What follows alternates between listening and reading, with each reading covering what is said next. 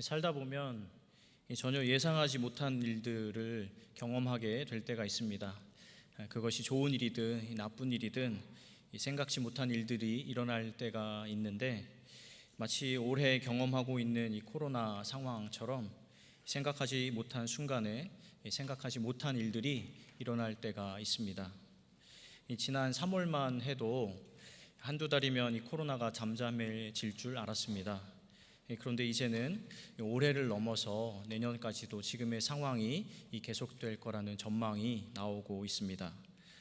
이처럼 우리 인생에는 개인이든 공동체든 예상치 못하고 생각지 못한 일들이 일어나서 그로 인해서 일희일비하게 되는 그런 순간들이 있습니다. 그리고 오늘 본문에 보면 그런 예상치 못한 상황으로 인해서 이 공경에 처한 또 한 사람을 보게 되는데, 바로 회당장 야이로입니다. 오늘 본문이 우리가 35절부터 읽기는 했지만 사실 오늘 본문은 그 앞에 21절부터 시작되고 있고, 그 중간에 여러분 잘 알고 계시는 12해 혈루증 앓는 여인의 이야기가 중간에 함께 나오고 있습니다. 여러분, 오늘 이런 본문의 내용들을 보시면서 이런 생각을 해보신 적 있으신지 모르겠습니다. 과연 하나님께 어떤 계획과 섭리가 있으셨길래 예수님께서 야이로의 딸을 고쳐주러 가시던 도중에, 그 긴급한 상황 중에 하필 바로 그런 때에 이 혈루증 앓는 여인이 나타났을까? 또 그 여인으로 인해서 예수님이 중간에 걸음을 멈추게 되셨을 때 이 죽어가는 딸을 생각하고 있던 이 아버지 야이로의 마음은 어땠을까? 여러분, 이런 생각을 해보신 적 있으신지 모르겠습니다. 그래서 오늘은 이 딸을 위해서 예수님을 모시고 가던 중에 이 혈루증 앓는 여인이라는 전혀 생각하지 못하고 예상치 못했던 문제를 만난 이 야이로 입장에서 함께 생각해 보고 그 안에서 주시는 말씀을 나눠보도록 하겠습니다. 먼저 본문을 통해서 우리가 얻을 수 있는 야이로에 대한 정보는 야이로에게 12살짜리 죽어가는 어린 딸이 있었다라는 것과 그가 자신이 살고 있던 마을의 회당장이었다라는 사실입니다. 따라서 야이로는 아마도 그 지역에서 덕망이 있고 영향력이 있는, 그 지역에서 잘 알려진 매우 유력한 사람이었을 것입니다. 그런 야이로가 사경을 헤매는 딸을 위해서 예수님을 찾아와 그 앞에 무릎을 꿇고 도움을 청하게 되고, 예수님께서는 야이로의 집으로 걸음을 옮겨 가시게 되는데, 앞서는 5장 24절을 보면 당시 장면을 큰 무리가 따라가며 애워싸더라 라고 설명하고 있는 것을 볼 수 있습니다. 이 마을의 유명 인사인 야이로를 아는 많은 사람들과 또 예수님에 대한 호기심을 갖고 있던 많은 사람들이 예수님께서 야이로의 집으로 가시는 동안 예수님과 제자들과 야이로를 둘러싼 채로 함께 이동하게 된 것입니다. 그런데 바로 그 순간에 야이로의 입장에서 볼 때 전혀 예상하지 못했던 일이 일어났습니다. 잘 아시는 12의 혈루증 앓던 여인이 나타난 것입니다. 혈루증 때문에 고통을 받으면서 12년을 살았던 이 여인이 이 군중들 틈에 숨어들어서 예수님의 옷자락에 손을 대고 혈루증이 낫게 되었습니다. 그런데 그 사건으로 인해서, 그 여인으로 인해서 예수님께서 한동안 길 위에 멈춰서게 되시는데, 여러분, 예수님께서 어디로 가시던 도중이었습니까? 애초에 목적지가 어디였습니까? 바로 야이로의 집으로 가시던 중이었습니다. 그리고 예수님이 야이로의 집에 가시던 목적 이유는 야이로의 집에서 잠시 쉬면서 야이로와 교제하기 위해서, 식사하기 위해서 가시고자 하는 이유가 아니었습니다. 그런 목적이 아니었습니다. 예수님이 야이로의 집에 가시던 이유는 바로 그 순간에도 생명을 죽어가고 있는 야이로의 어린 딸을 고쳐주시러 가시던 중이었습니다. 만약에 야이로의 딸이 단순한 감기나 고칠 수 있는 병이었다면 야이로는 예수님을 찾지 않았을 것입니다. 야이로가 예수님을 찾아온 이유는 예수님이 베풀어 주시는 기적이 아니고서는 딸이 더 이상 살 수 없는 상황에 놓였기 때문이었습니다. 그리고 모르긴 몰라도 예수님을 찾아가기 전에 야이로는 회당장으로서 자신이 가지고 있는 영향력, 인지도, 그리고 재물 등을 다 동원해서 아버지로서 할 수 있는 모든 방법을 다 써보았을 것입니다. 그런데 그 모든 노력이 다 수포로 돌아가고 마지막에 이 지푸라기를 잡는 심정으로 예수님을 찾아온 것입니다. 우리말 성경을 보면 당시 야이로가 자신의 딸에 대해서 예수님에게 설명하기를 제 어린 딸이 죽어갑니다 라고 말하고 있는 것을 볼 수 있는데, 예수님 앞에 무릎을 꿇고 간청하던 그 순간에도 야이로의 딸은 죽어가고 있었습니다. 그런데 그런 이 촌각을 다투는 위급한 상황에서 전혀 뜻밖의 여인이 등장해 예수님이 발걸음을 멈추시고 길 위에서 상당한 시간을 소요하게 허비하게 되었습니다. 야이로 입장에서 보면 지금 눈에 넣어도 아프지 않은 어린 딸이 죽어가고 있는데, 자기 목숨과도 바꿀 수 없는 그 소중한 딸이 죽어가고 있는데, 예수님께서는 수많은 사람들에 둘러싸여서 출신도 알 수 없는 웬 부정한 여인과 이야기를 나누고 계신 것입니다. 여러분이 야이로였다면 그 순간 어떤 생각이 드셨겠습니까? 어떤 마음이 드셨겠습니까? 만약에 제가 당시에 야이로였다면 저는 갑작스럽게 등장한 이 여인이 너무나 싫고 그 여인으로 인해서 발걸음을 멈춘 예수님 때문에 애간장이 타들어갔을 것 같습니다. 제발 예수님이 조금만 더 서둘러 주셔야 될 텐데 왜 이렇게 느긋하신 거지? 이렇게 늦어지다가 내 딸이 죽기라도 하면 어떻게 하지? 예수님이 그 여인과 이런저런 이야기를 나누시는 동안에 마음속으로 별의별 생각이 다 들었을 것 같습니다. 물론 이 여인의 입장도 딱하기는 하지만 혈루증이 당장 죽을 병도 아니고 또 이미 혈루증을 12년이나 앓고 있었으니 하루 이틀 더 고생한다고 하더라도 사실 큰 문제는 아니었습니다. 혈루증 여인에게는 미안하지만 야이로의 입장에서는 여인은 지금 당장이 아니더라도 내일 고쳐주셔도 되고 모레 고쳐주셔도 될 일이었습니다. 또 결과적으로 여인은 이미 나음을 받았기 때문에 이 여인과 나누는 대화는 자신의 어린 딸을 살려주신 다음에 해도 될 일인데, 딸의 목숨이 이 경각에 달려있는 그 위급한 상황에 길을 멈춰서시고 출신을 알 수 없는 부정한 여인과 이야기를 나누고 계신 것입니다. 야이로는 점점 초조해지고 불안해지고 조금씩 예수님이 원망스럽고 부정한 여인에 대한 분노가 차올랐을 것입니다. 그런데 아니나 다를까 그 순간에 야이로의 집에서 사람들이 찾아왔습니다. 그리고 그들이 전하는 소식은 바로 조금 전에 당신의 딸이 죽었다는 이 청천벽력과 같은 이야기였습니다. 당신의 딸이 방금 전에 죽었으니까 이제 예수님을 집으로 모셔올 필요가 없습니다. 더 이상 선생님을 귀찮게 하지 마십시오.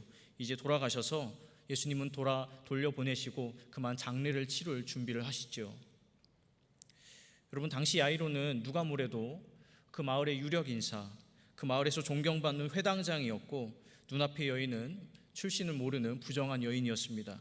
그 자리에 있던 많은 사람들이 여인 어린 아이가 죽었다는 소식을 듣고 안타까워하고 비통해했을 것입니다. 예수님이 조금만 더 빨리 야이로의 집에 가셨더라면 왜 하필 지금 저 부정한 여인이 나타나서 이 여인한테 시간을 허비하셔서 어린 소녀를 죽게 내버려 두셨을까? 조금만 더 서둘러 가셨더라면 좋았을 텐데, 딸이 살 수 있었을 텐데, 아마 그 자리에 있었던 많은 군중들이 이런 생각을 했을 것입니다. 그렇게 죽음의 소식이 전해진 그 자리에 안타까움과 탄식의 소리들이 흘러나왔을 것이고, 이런 비탄과 안타까움, 절망의 소리들이 그 자리에 있던 야이로를 둘러쌌을 것입니다. 그런데 바로 그때 주변 사람들이 안타까워하고 이런저런 이야기로 웅성대고 있을 그때에 주님께서 야이로에게 이렇게 말씀하십니다. 함께 36절, 37절 말씀을 함께 읽어보도록 하겠습니다. 함께 읽습니다. 예수께서 그 하는 말을 곁에서 들으시고 회당장에게 이르시되 두려워하지 말고 믿기만 하라 하시고 베드로와 야고보의 형제 요한 외에 아무도 따라옴을 허락하지 아니하시고. 이 딸이 이미 죽었다는 소식과 그 이야기를 듣고 웅성되고 수군되었을 사람들 그 한가운데에서 예수님께서 야이로에게 말씀하시기를 두려워하지 말고 믿기만 하라라고 당부하신 뒤에 마치 그렇게 되기만을 기다리셨다라는 듯이 이 비탄에 빠져있는 야이로를 다시 챙기셔서 다시 원래의 목적지인 야이로의 집으로 발걸음을 옮겨가십니다.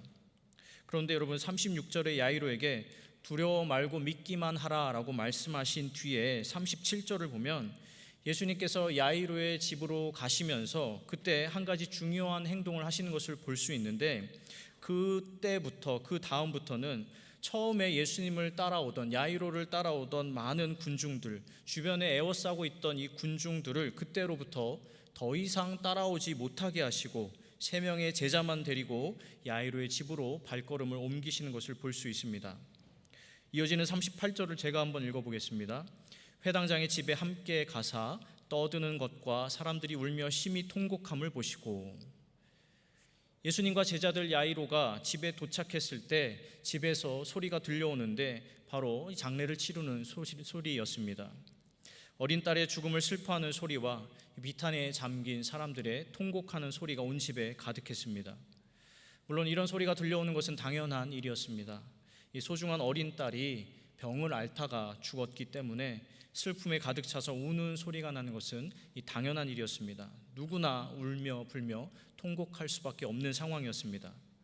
그런데 바로 그때 예수님께서 또 한 번 말씀하시길, 울며 통곡하고 있는 사람들에게 말씀하시길, 이 39절 말씀은 함께 읽어보도록 하겠습니다. 39절입니다.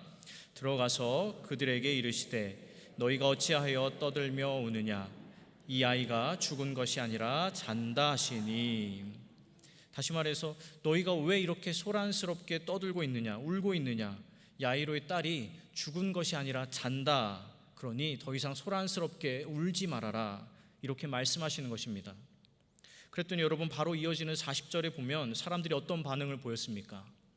죽은 것이 아니라 잔다라고 예수님이 말씀하시자 이 이야기를 들은 사람들의 반응이 무엇이었습니까? 그들이 비웃더라. 예수님의 이야기를 듣고 거기 있던 사람들이 비웃은 것입니다. 속으로 생각하기를, 아니 죽은 지가 언젠데 이렇게 늦게 와놓고서는 무슨 소리를 하시는 거야.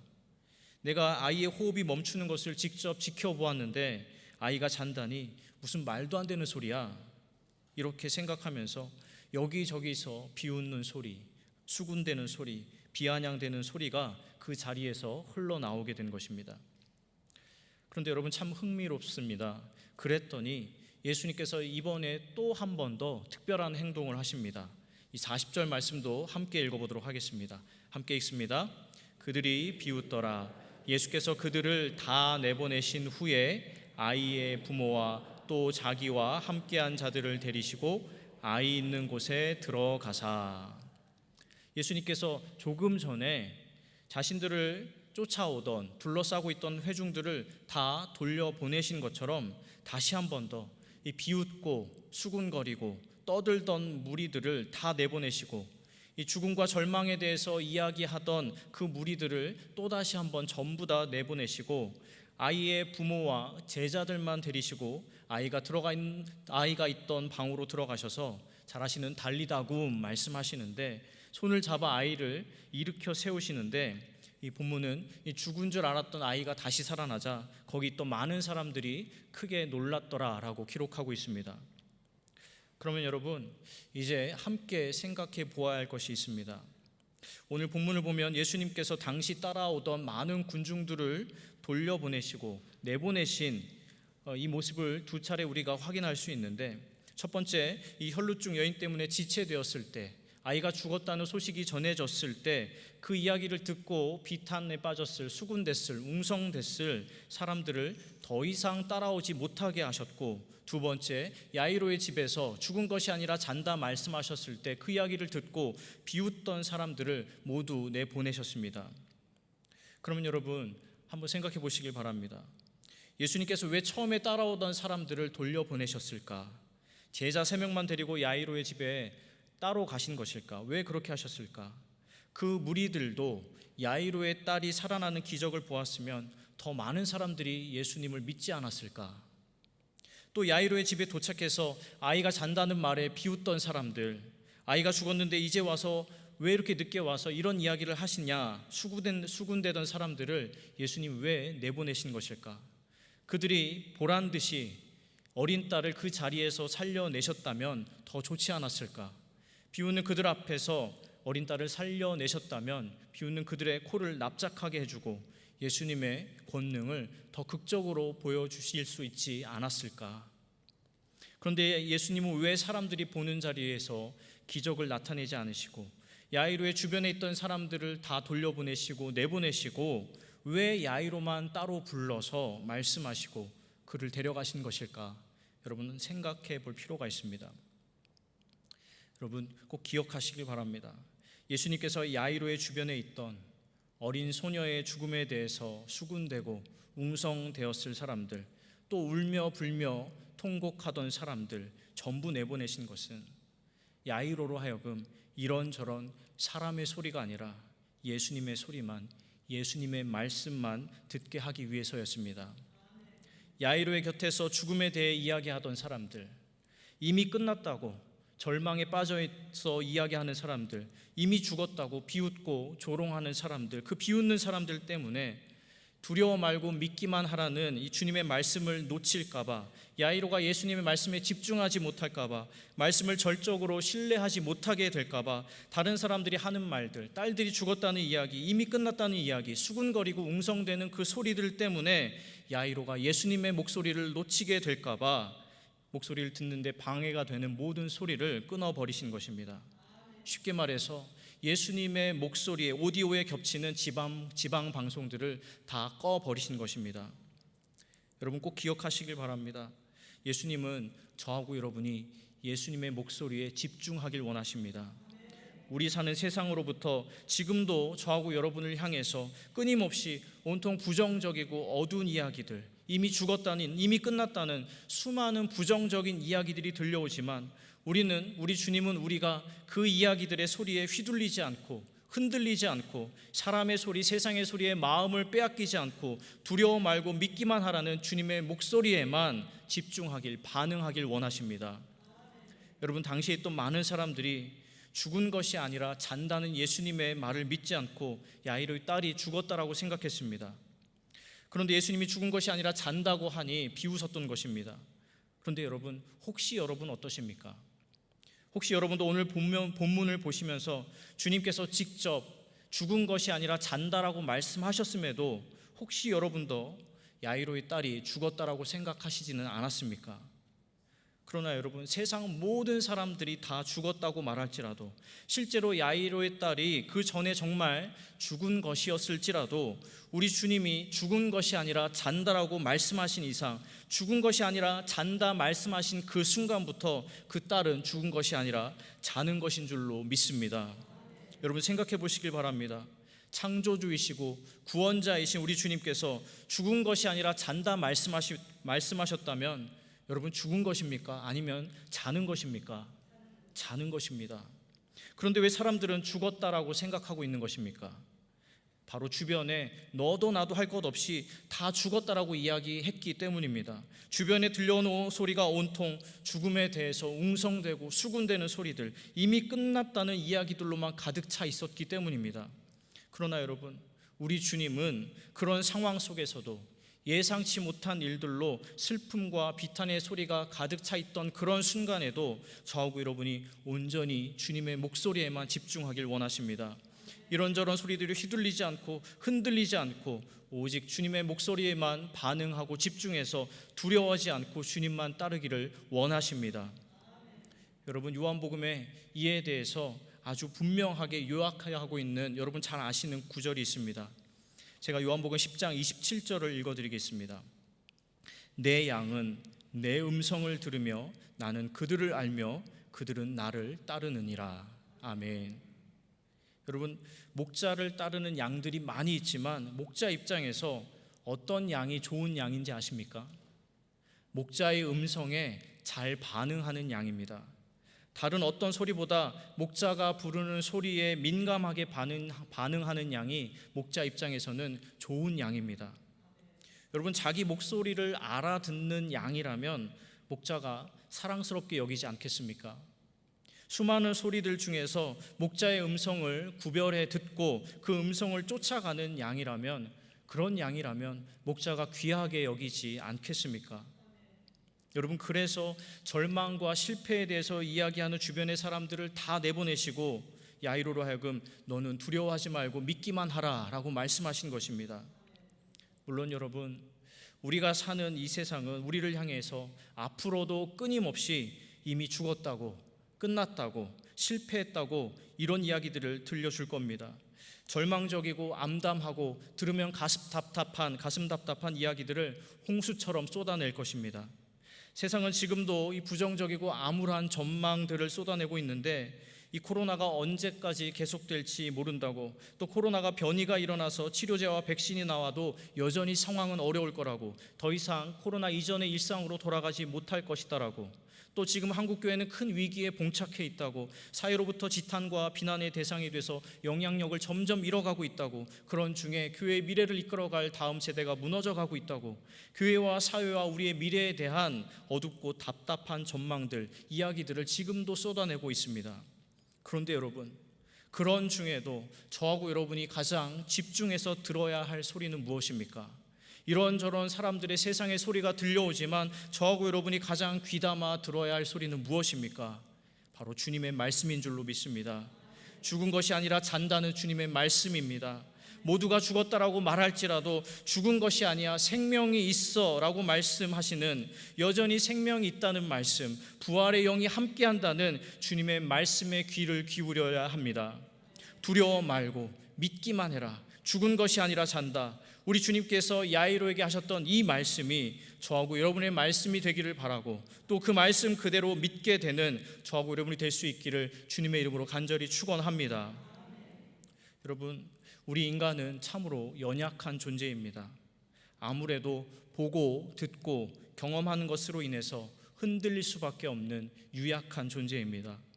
과거의 상처와 실패의 경험들, 현재의 가슴 답답한 상황들, 미래에 대한 부정적인 소리와 소문들, 이것들이 우리의 눈과 귀를 끊임없이 어지럽히고, 그로 인해서 우리는, 인간은 불안해하고 걱정하게 될 수밖에 없는 존재입니다. 그러나 여러분, 기억하시길 바랍니다.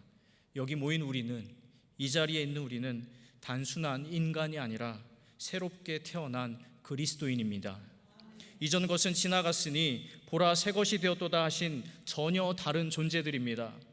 과거의 실패와 경험들, 현재의 부정적 상황들, 미래의 암울한 전망들이 끝났다고, 죽었다고, 실패했다고, 소망이 없다라고 말할지라도 우리 주님께서 죽은 것이 아니라 잔다고 말씀하셨으니 죽음과 어둠과 사망 권세에서 승리한 것임을 믿는 존재, 그것이 바로 저하고 여러분, 우리 그리스도인들입니다. 부디 주변에 수많은 소리들이 들려와서 우리 주님 예수 그리스도의 목소리가 희미해지는 그런 순간일지라도 세미한 주님의 목소리를 구별해서 듣게 되고, 주님의 말씀을 주님의 말씀답게 믿고 신뢰하고 의지하게 되는 저하고 여러분이 될 수 있기를 바랍니다. 여러분, 지금 당장 혼자인 것 같고 아무도 나를 몰라주는 것 같더라도 우리 주님께서 내가 너와 함께한다 말씀하시니 혼자가 아니고 이미 함께 하시는 줄로 믿습니다. 또 내 삶에 소망이 없어 보이고 미래가 없어 보여도 내가 너를 인도하리라 말씀하시니 우리 가운데 소망이 있는 줄로 믿습니다. 또 우리 원수 사단이 끊임없이 우리를 정죄할지라도 내가 너의 죄를 사하노라, 내가 너를 보배롭고 존귀하게 여기노라 말씀하시니 우리 모두는 주 안에서 존귀한 자인 줄로 믿습니다. 사랑하는 성도 여러분, 지금 여러분에게 어떠한 소리가 들려오십니까? 여러분이 처한 환경으로부터, 상황으로부터 어떤 소리들이 들려오고 있습니까? 부디 여러분의 마음과 생각을 어지럽히는, 영혼을 혼란스럽게 만드는 모든 세상의 소리, 사람의 소리를 끊어내시길 바랍니다. 그리고 지금도 여러분을 향해서 들려주시는 주님의 음성, 두려워 말고 믿기만 해라, 죽은 것이 아니라 잔다, 아이야 일어나라 하는 이 달리다굼 말씀하시는 주님의 음성에만 귀 기울이시고 집중하시고 주님의 말씀을 그대로 믿고 따르는 저하고 여러분이 될 수 있기를, 그래서 다시 살게 되는 거듭난 삶, 부활의 삶, 생명의 삶을 살게 되는 저하고 여러분이 될 수 있기를 우리 주님의 이름으로 간절히 축원합니다. 기도하겠습니다. 살아계신 하나님, 우리 안과 밖에서 끊임없는 소리들이 들려오고 있습니다. 그 소리들은 대부분 절망의 소리, 죽음의 소리, 비탄과 탄식의 소리, 원망의 소리들입니다. 주님, 바라옵건대 그 수많은 소리들 가운데서 여전히 들려오는 세미할지라도 들려오는 주님의 음성을 분별해 들을 수 있도록 은혜 베풀어 주시옵소서. 주님의 음성을 듣게 하시고 그 음성을 주님의 음성답게 믿고 따르게 하여 주시옵소서. 혹여나 예상치 못한 상황으로 인해서 이리저리 흔들릴 만한 그런 상황일지라도 그 가운데 주님의 뜻이 있고 섭리가 있고 메시지가 있음을 신뢰하며 주님의 뜻을 발견할 수 있는 은혜를 더해 주시고 그 뜻을 통하여서 결국에는 승리하는 우리 모두가 되게 하여 주시옵소서. 모두가 죽었다라고 이야기할지라도 주님이 잔다 하시면 생명이 있음을 믿고 따르는 우리 모두가 되게 하여 주시옵소서. 감사하며 예수님의 이름으로 기도하옵나이다. 아멘.